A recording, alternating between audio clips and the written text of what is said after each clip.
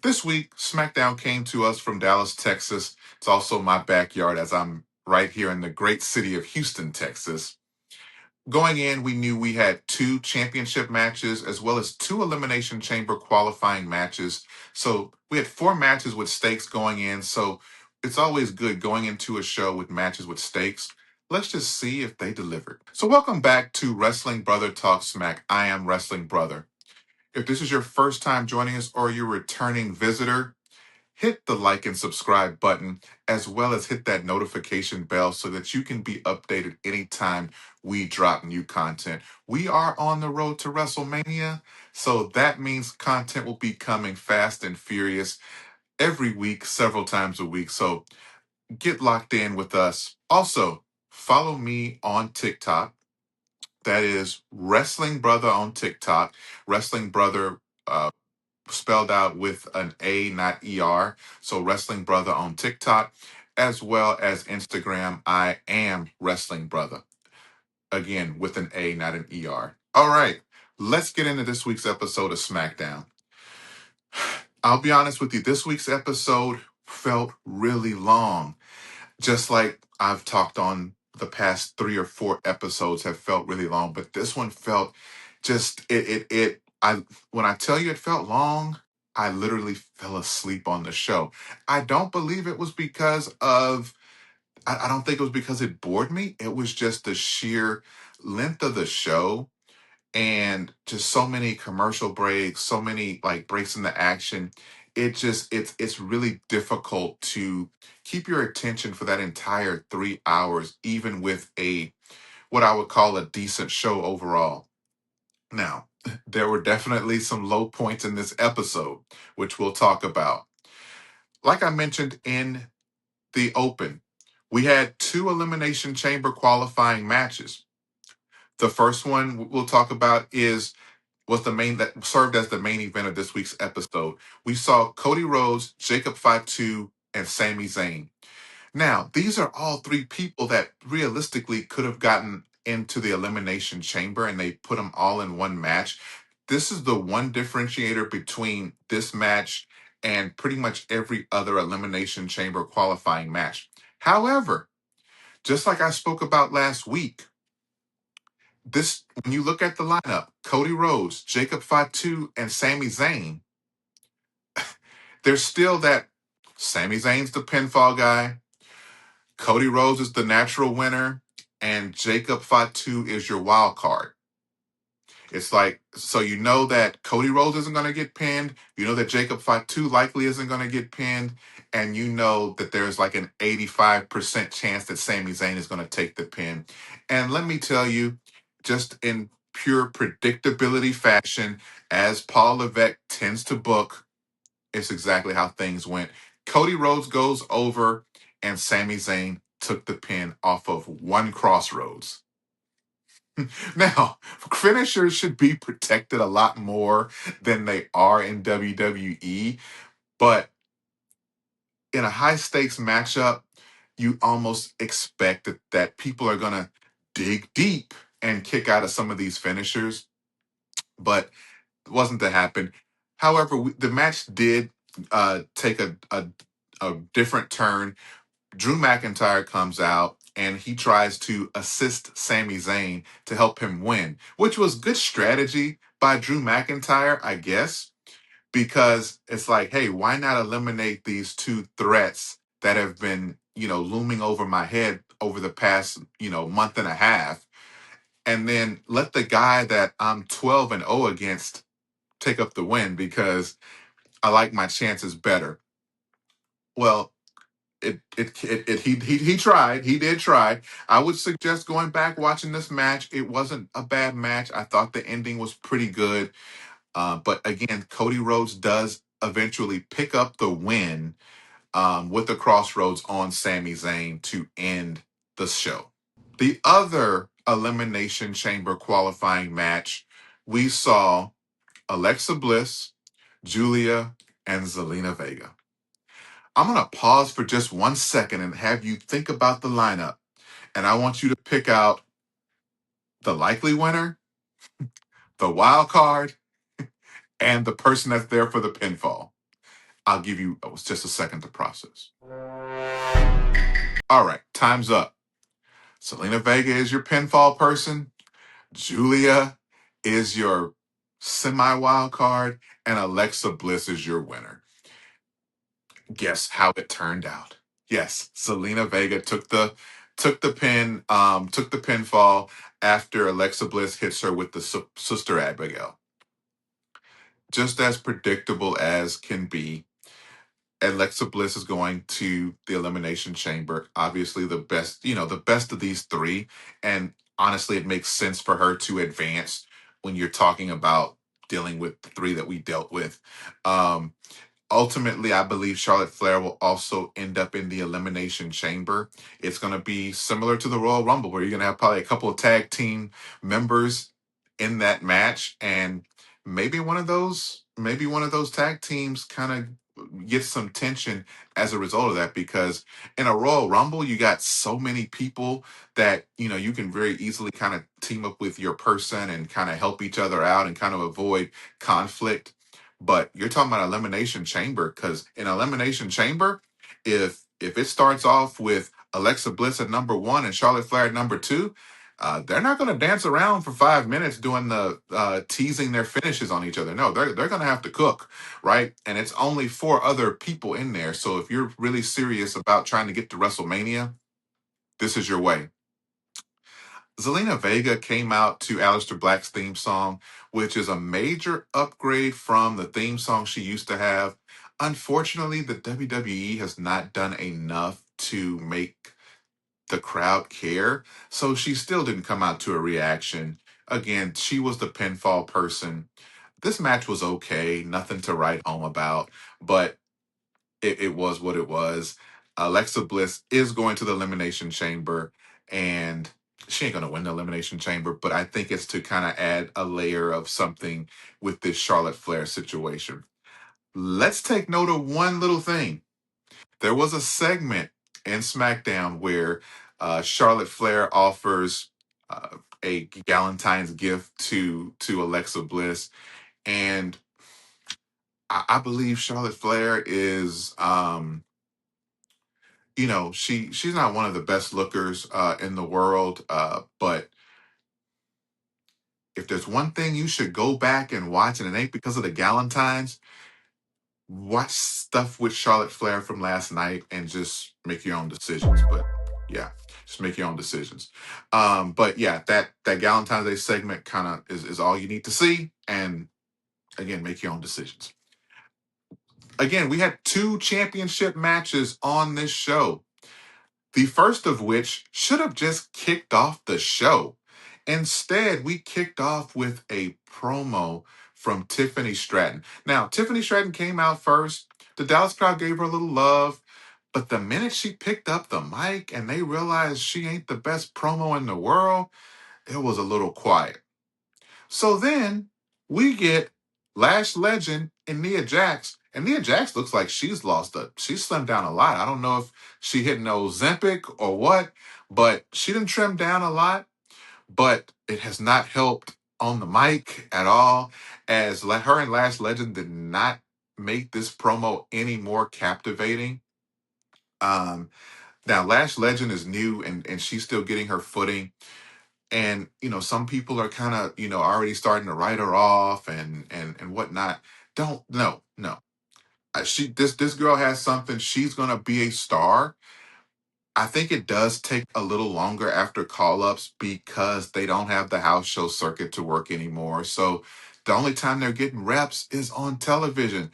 And so when you're relying on television time to get those reps, you're going to make those mistakes on television. So it is what it is. This promo it made no sense to me because, and I'm a promo guy. I love promos and storylines more than matches with no heat on them, right? To me, what sells a match is the story that you're telling should get me invested to want to watch that match on Saturday or Sunday once a month. And this just didn't add any value to any storyline or anything that's going on. and it killed the heat. If you and if you're and that's why I'm saying this match. And so Nia Jackson and Last Legend come out, and they're getting ready for the tag team championship match they're going to have against Rhea Ripley and Io Sky in just a moment. They should have just kicked off with this match, because I think it would have gotten SmackDown off to a much hotter start with "This is my brutality," hitting, and or even Alicia Taylor just saying the following contest is scheduled for one fall and it's for the Women's World Tag Team Championship, and then "This is my brutality." Rhea's gonna get a monster pop, followed by Io. They're gonna get a monster pop coming out. And the match itself against Nia Jax and Last Legend actually was not bad at all. Some people are shitting on the finish and all that because it went no contest or whatever, but I thought it was good. I thought it was a you can tell they're going to further this feud by not having a clean finish and it just divulging into chaos, which is fine. It was fine. They teased a spot of Nia Jax coming off what I guess was going to be a top rope splash onto a Slim Jim table. Um, Never happened, but it just ended up in chaos. All four women were brawling outside of the ring, tables, and just chaos. That's a great way to kick off SmackDown. I think the Tiffany Stratton piece kind of cool the crowd off a little too early. And if you had just kicked it off with the championship match, but there's something in Hunter's booking or creative where he does not like kicking off a show with just a straight up match. Somebody has to cut a promo.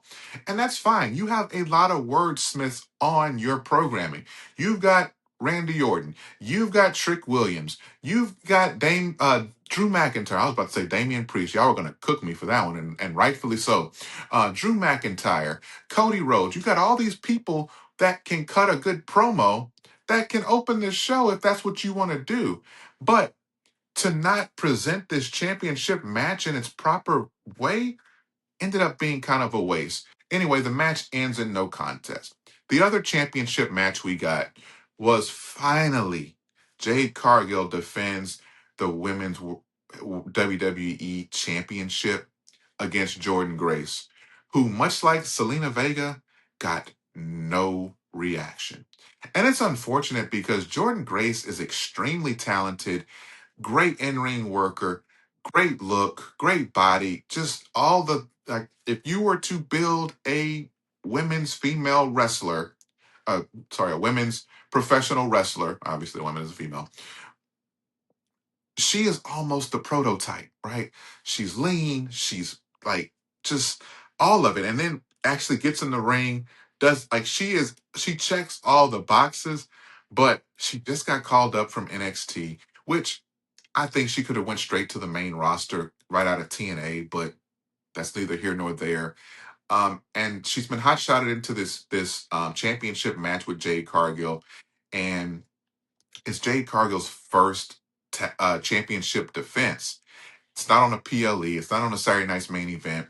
So we kind of know the outcome, right? Before it even happens. It was a good match. It was a really good match. I thought this was the type of match that Jade Cargill needed to establish her championship run. So I'm definitely not mad about that. But Jade Cargill gets a nice clean win over Jordan Grace in this matchup. Dominic Mysterio was out there with Liv Morgan. I guess they're scouting potential Mania opponents. Cool. We know she's not challenging Jade Cargill. They're not going to do this heel versus heel dynamic for that match. They're gonna She's gonna take the belt off of Stephanie Vaquer at WrestleMania. That's what's happening. I wish they would just go ahead and just go in that direction and start building that feud instead of wasting time. Trick Williams. Trick Williams. That man is so over. It's again. I'm just afraid that they're going to somehow drop the ball with this guy. He because here's the thing. He came in. I think they got plans, but I don't. Sometimes it may not be the plan you think. And the way the crowd is clinging to this guy is may not be what they expected. And it's like Hunter struggles at pivoting, right? So if they've got him pegged that, hey, he's going to eventually dethrone Carmelo Hayes or whatever, which is fine. If you don't have him in an immediate championship feud at the world championship level, that is fine. But and I think if he does face Melo at Mania for the U.S. Championship, I think that's a great look. Don't get it twisted. I think that's a great look. I think it puts an end to the U.S. Champion Open Challenge, because that thing has run its course. It has literally just become a segment on the show, and it needs to be more than just a segment on the show. Well, anyway, Trick Williams comes out, cuts a promo, and I mean, the crowd is rocking with this guy. Like he has this very real way of connecting with the audience, and they are just hanging on. It's real, it's authentic, it's not corny, it's not cheesy. It doesn't do- it's it I There's very few people I speak of in the same breath as Dwayne The Rock Johnson, but it kind of reminds you of how The Rock was when he was a heel and the crowd was getting behind him. And I'm not talking Hollywood, I'm talking that first version of him that was that was the world champion, that was feuding with Mankind and Steve Austin, and those feuds. I'm talking about that iteration of Rock when they were getting behind him and holding on to those words where he was saying that lemon pepper stepper, like that. Those little things are getting him over huge. He has the right theme music, unlike Jordan Grace.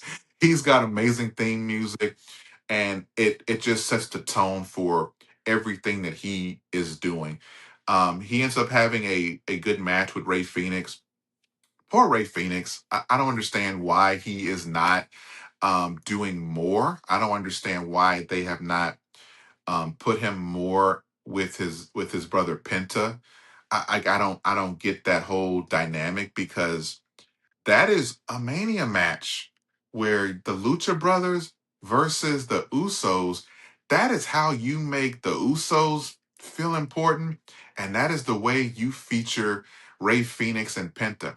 Now, I feel like the crowd and the company has gotten behind Penta a lot more.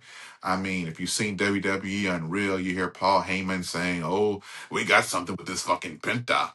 Yeah, we got something with this fucking Penta." And cool. But what about Ray Phoenix, right?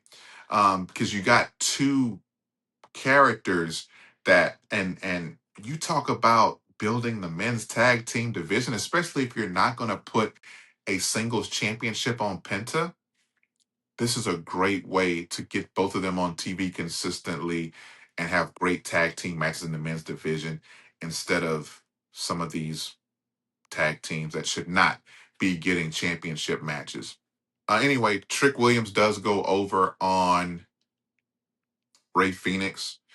No surprise there. Trick Williams is going to be in the Elimination Chamber qualifying match next week. It's going to be Trick Williams versus Damian Priest versus Carmelo Hayes.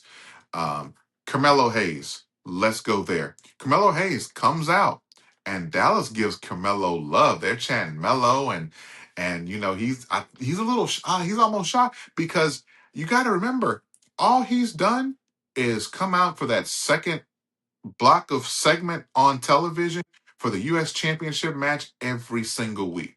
Anyway, he comes out. He says that, hey, he's here for gold. He's going to be in the Elimination Chamber qualifying match, and he's trying to get bigger gold.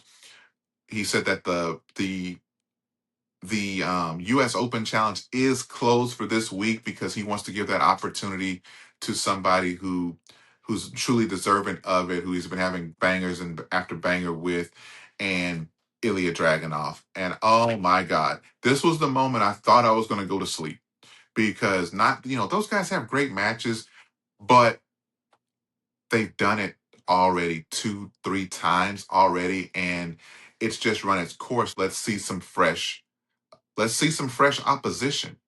Solo Sikoa comes out with MFT, and Solo is like, hey, you've had your opportunity, and I'm like, thank you, Solo.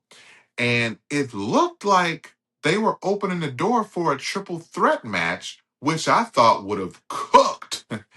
But somehow it turns into chaos when the MFTs go and attack these guys. And then here comes Apollo Crews and Matt Cardona from catering.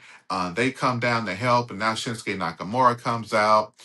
And I'm like, what the heck? And you already see what's happening. You see you see these five, and you see the five MFTs. You know WWE math, and now here comes out Nick Aldis, who instead of making a triple threat match, and it becomes this 5-on-5 10-man tag team match, MFT versus Carmelo Hayes, Ilya Dragunov, Shinsuke Nakamura, Apollo Crews, and Matt Cardona. And Ilya Dragunov is okay with this. And Solo is okay with this. And it's like, y'all are this close to having a championship match. And now it's divulged into this. So then to end, and the match was cool. It was kind of chaotic. You know, it's hard for multi-men matches like that not to be chaotic. It was very chaotic. But you kicked off with Solo seeming like he wants the U.S. Championship, or the USA Championship, as Carmelo Hayes said in his promo. And Ilya Dragunov was close to having that match. And Tama Tonga picks up the pinfall on Carmelo Hayes. So now he is going to probably jump the line and get the U.S. title. He has a great case to be the next champion, the next challenger for the championship. The writing and the booking on this show is horrible, absolutely horrible. And that's all the highlights from this week's episode. Thanks for rocking with me again on Wrestling Brotha Talks Smack. If you made it this far, please hit that like and subscribe button. Don't forget to follow me on socials. Wrestling Brotha on TikTok. I am Wrestling Brotha on Instagram. Again, this is Wrestling Brotha Talks Smack. And this is a show where we don't pop for the moments, we analyze the moments.